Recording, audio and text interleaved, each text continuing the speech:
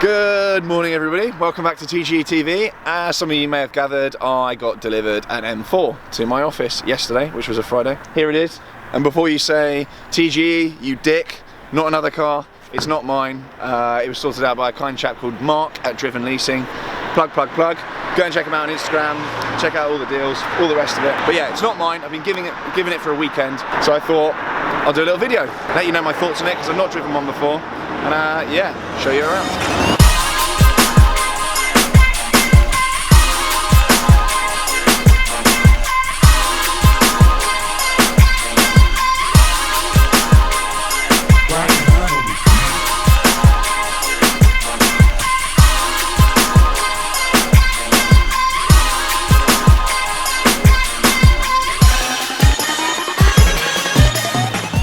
So this is a demo from BMW. The spec is actually quite nice, as usual demo cars are. The colour, I think, under there somewhere is Alpine White. And then I've added a two-tone paint job.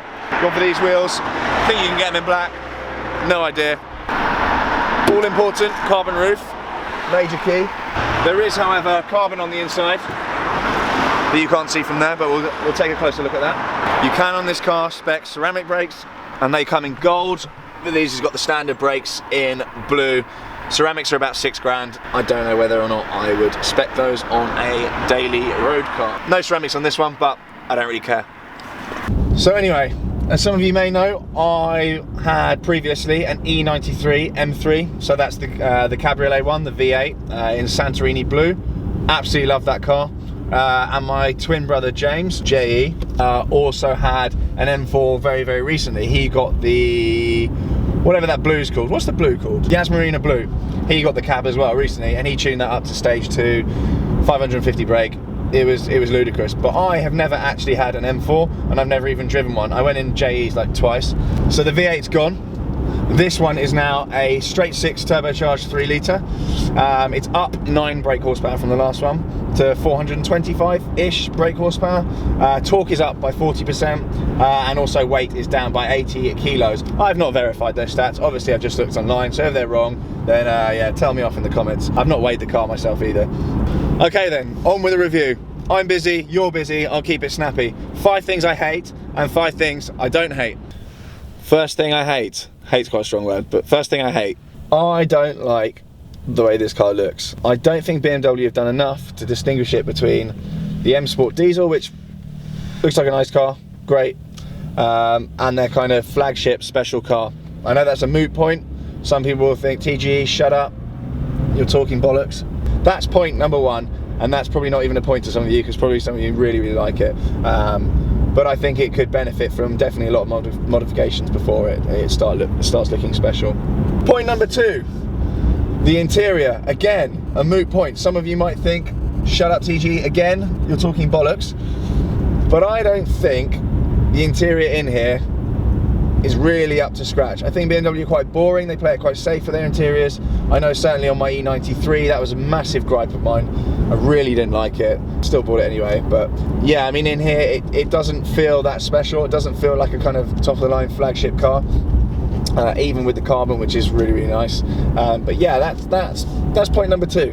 Point number 3, this thing tries to kill you every 5 minutes, especially on the roads in the UK, when you've got wet leaves everywhere at this time of the year.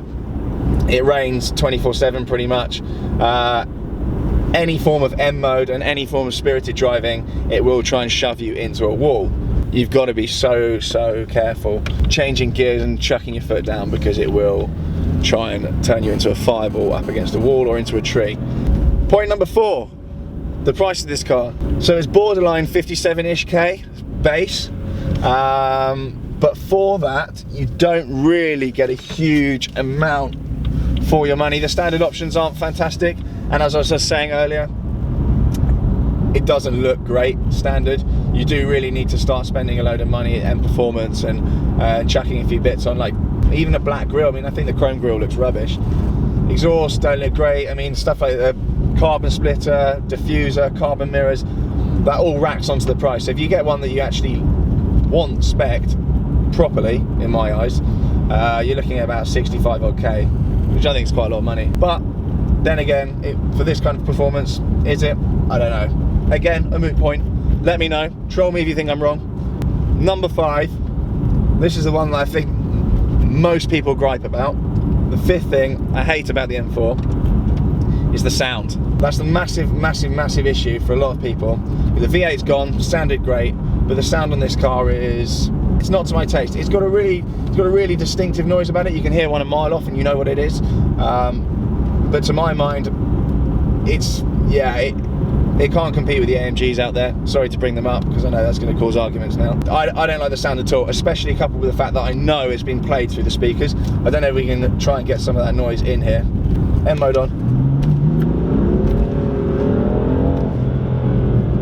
See, we nearly died as well. We almost just hit a wall. But as you can hear, it was coming through the speakers. It's really artificial. And we'll get some better sound clips of that. But I really don't like it. And you just know it's going on in the background. And yeah, it winds me up. But that doesn't take much. So that is the 5th thing. Those are my 5 points. Why I hate the car.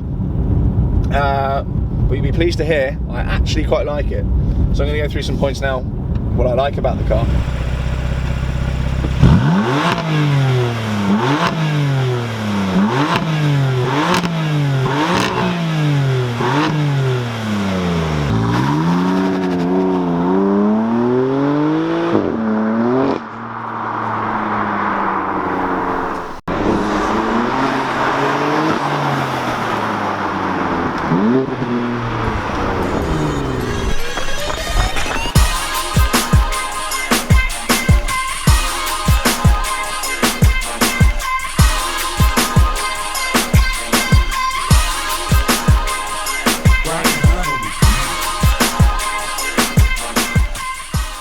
Right then, as I said, I'm not here to troll this car, despite just saying 5 things I hate about it. I actually do like a lot of things about this car. So, first thing I like, performance. Performance on this thing is frankly ridiculous.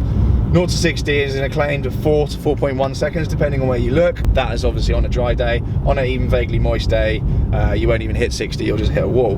Gearbox as well, absolutely brilliant. I've got DCT on this one. There is a manual option available, but yeah, I think if you went for manual, you'd be mad as a box of frogs, because the DCT is fantastic.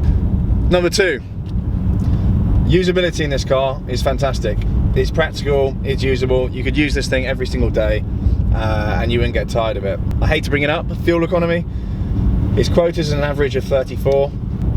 If you drive like a dick, then you're not going to get 34. So I'm not getting 34. I mean, motorway runs, that kind of thing, perfectly usable, and it's even got quite a big boot.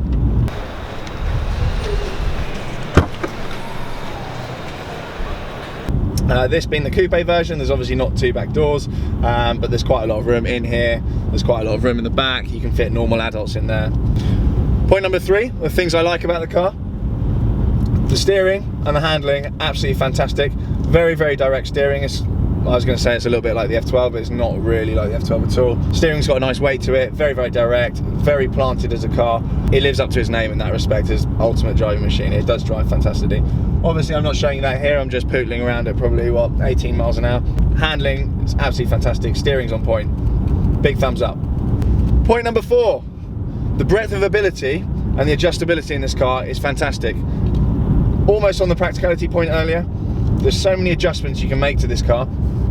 You can turn it from kind of a comfortable cruiser to a vicious kind of murderous animal within a few clicks of the buttons. You can adjust everything. You can adjust the kind of gear changes, suspension, steering, you name it. If you're a geek and you like all that sort of thing, absolutely brilliant. And it means that you've basically got sort of 2-3 cars in one, and that's the kind of the real charm of this car. It's kind of everything in one package. So another big thumbs up on that. So here by the gear stick, you've got an adjuster. You press this and it adjusts the ferocity of the gear change and the driving dynamics. You can adjust the steering wheel here, change the steering kind of response. You can adjust the suspension damping, and you can also adjust, I don't even know what that is. I would imagine throttle response, something like that. I'm sure someone will know, so let me know in the comments what that one does. And that one obviously turns the traction control off, and that may as well have death written on it. Point number 5 of things I love about this car. Build quality, feels absolutely fantastic. Everything's very well finished. Nothing's rattling, nothing feels like it's going to fall off in your hand when you use it. Always a plus point when you just spend 60 grand on a car. Also on this model, there is a Harman Cardan speaker system. You can see the little tweeters up here. It's absolutely brilliant. It is really, really good. One of the best hi-fis I've listened to. And my final point, why I like the M4, is the fact that this thing goes sideways at any available opportunity.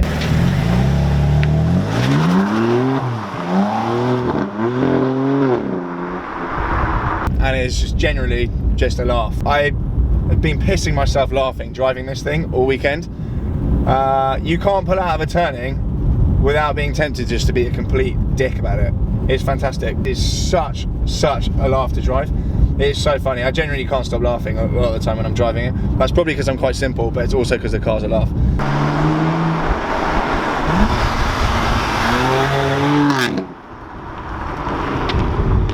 I do like it. I know I trolled it for the first half of the video, but I do actually really like the car. I'm saying because I genuinely like it.